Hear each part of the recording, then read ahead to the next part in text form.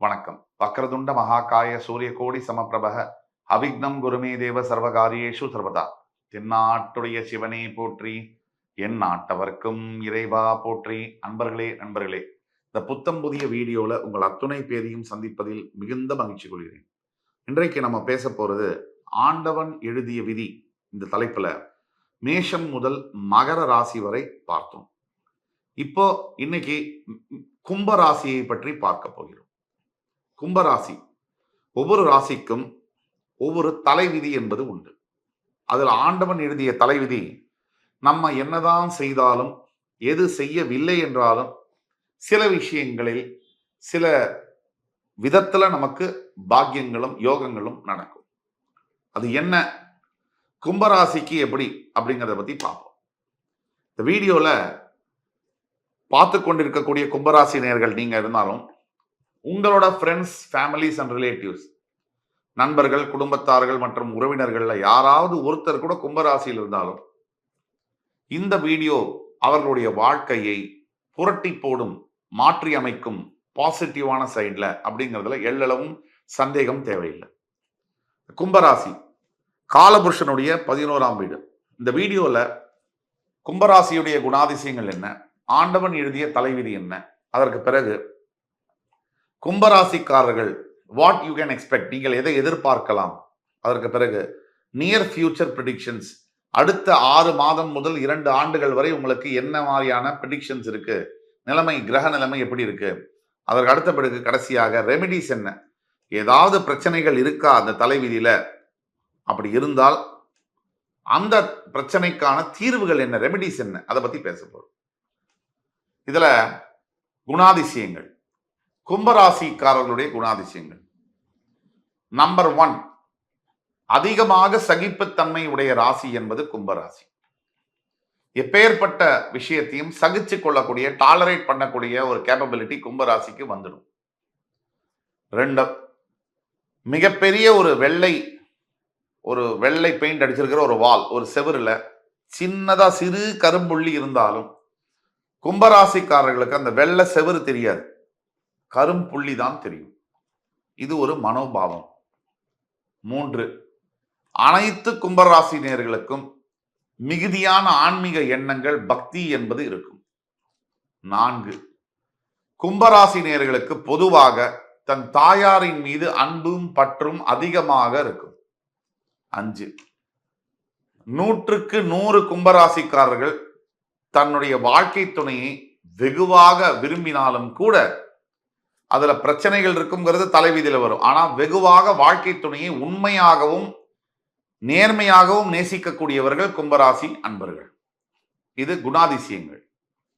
இப்ப தலைவிதிக்குள்ள நம்ம போனோம்னா, முதலாவதாக வரக்கூடிய தலைவிதி என்ன, ராசியின் அதிபதியாக வரக்கூடிய சனி பகவான் உங்களுடைய 12ஆம் வீடு என்று சொல்லக்கூடிய விரயஸ்தானத்திற்கும் அதிபதியாகவே வருகிறார். இந்த கும்பராசிக்காரர்களுக்கு ஒரு விஷயம் உண்டு. ராசி என்பது உடலை குறிக்கும். இப்ப கும்ப லக்னம்னு வச்சுக்கோங்க, தானே தனக்கு விரயங்களை ஏற்படுத்திக் கொள்வது. விரயம்னா நஷ்டங்கள், பிறரால வரக்கூடிய நஷ்டங்கள் என்று உண்டு, நம்மாலேயே நமக்கு வரக்கூடிய நஷ்டங்கள் என்று உண்டு. இந்த வீடியோல நம்ம வெளிப்படைத்தன்மையோட பேசுறோம். பல பேருக்கு பிடிச்சிருக்காது, சில பேருக்கு பிடிக்கும், பல பேருக்கு பிடிக்கும், சில பேருக்கு பிடிச்சிருக்காது. அதை பத்தி எந்த கவலையும் இல்லை. உண்மையை உறக்கச் சொல்வோம். கும்பராசினியர்கள் தானே தனக்கு நஷ்டத்தை ஏற்படுத்திக் கொள்ளக்கூடிய தலைவிதி என்பது உண்டு. 2ஆம் தலைவிதி, கும்பராசிக்காரர்கள் ரொம்ப மெதுவா செயல்படக்கூடிய தன்மை உண்டு. நிதானத்தோட ரொம்ப ஒரு மாதிரி லேசியா, ஒரு நத்தை போல செயல்படக்கூடிய தன்மை என்பது உண்டு. 3ஆம் தலைவிதி, நேர்மறையான எண்ணங்கள் கும்பராசிக்காரர்களுக்கு அதிகமாக மனதில் எழும். 4ஆம் தலைவிதி, சில நேரங்களில் தானே தன்னை வெறுக்கும்படியான சூழ்நிலைகளும் கும்பராசிக்காரர்களுக்கு வரும். 5ஆம் தலைவிதி, அனைத்து கும்பராசினியர்கள் 95% குற்றம் குறைகள் என்றால் முதலில் தன் கண்ணுக்கு தெரியும். தான் எந்த குற்றத்தையும் செய்யல, இந்த உலகமே தப்பு அப்படிங்கிற எண்ணங்கள் அதிகமாக வரும்.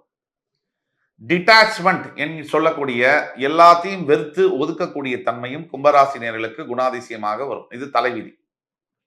அடுத்தது 2ஆம் இடத்திற்கும் 11ஆம் இடத்திற்கும் அதிபதியாக வரக்கூடிய குரு பகவான். சனியும் குருவும் பகை கிரகமோ நட்பு கிரகமோ அல்ல, சம நட்பில் உள்ள கிரகம். சமம்னா ஃப்ரெண்டும் கிடையாது, எனிமியும் கிடையாது. அப்போ ஒரு ஜாதகத்துல குருவும் அமைப்பும் சனியுடைய அமைப்பும் வைத்து அவர்களுடைய நட்பா இல்ல பகையா என்பது முடிவு செய்ய வேண்டும்.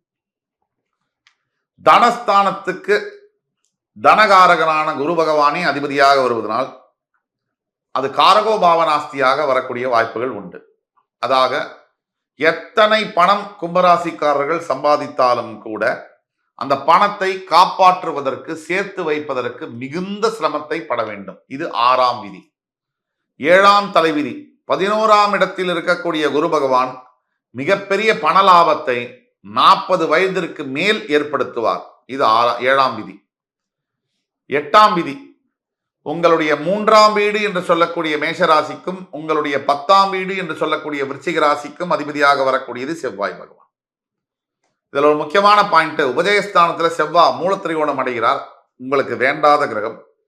நீங்கள் பல முயற்சிகளை கடுமையாக எடுத்தாலும் மிகப்பெரிய தடைகளும் தடங்கல்களும் எதிரிகளும் உருவாகுவார். நீங்க வேலை செய்யக்கூடிய இடத்துல, நீங்க பிசினஸ் பண்ணக்கூடிய இடத்துல உங்களுடைய 7ஆம் தலைவிதி என்னன்னா நிறைய எதிரிகள் இருப்பாங்க. 7, 8ஆம் தலைவிதி என்னன்னா நிறைய எதிரிகள் இருப்பாங்க. எதிரிகள் போராட வேண்டியது இருக்கும். இது உங்களுடைய தலைவிதி. இது ஒண்ணு. தெய்வத்தின் அனுகிரகத்தால் நீங்கள் வெற்றி பெறுவீர்கள். ஆனால் பல எதிர்ப்பிற்கு பிறகுதான் வெற்றி பெறுவீர்கள். இது 8ஆம் தலைவிதி. இது அதே மாதிரி 3ஆம் இடம் உபஜயஸ்தானம், 10ஆம் இடம் தொழில் ஸ்தானம். உபஜயஸ்தானத்தில் செவ்வாய் பகவான் மூலத்திரிகோணம் அடைவதால் சில தேவையற்ற நண்பர்களின் மூலியமாக உங்களுடைய 8ஆம் தலைவிதி என்னன்னா கும்பராசிக்கு நண்பர்கள் மூலியமாக மிகப்பெரிய ப்ராப்ளம்ஸ் வரக்கூடும். வம்பு வழக்கு அடிதடி ரகளைகள் வரக்கூடும். இது 8ஆம் தலைவிதி. 9ஆம் தலைவிதி 10ஆம் இடத்திற்கும் அதே செவ்வாயே அதிபதியாக வருவதனால் தொழில் செய்யக்கூடிய இடத்திலும் வியாபாரம் செய்யக்கூடிய இடத்திலும் மிகப்பெரிய அளவில் போராட்டங்கள் இருக்கும். எதிரிகள் இருப்பார்கள். நண்பனும் பகை போல் தெரியும், அது நாள் பட புரியும். இது உங்களுடைய கரெக்டா உங்களுக்காக எழுதின வரிகள்.